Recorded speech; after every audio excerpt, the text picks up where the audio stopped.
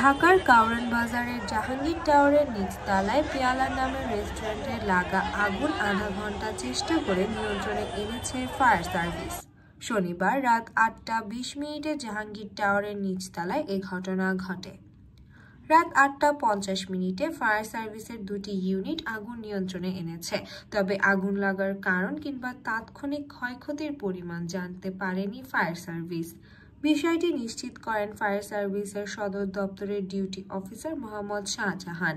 তিনি বলেন, ইটিভি ভবনের নিচতলায় পেয়ালা নামের একটি রেস্টুরেন্টে রাত ৮টা ২০ আগুন লাগার সংবাদ পাওয়া যায়।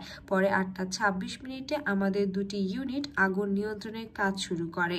পরে ৮টা ৫৫ আগুন পুরোপুরি নেভানো সম্ভব হয়।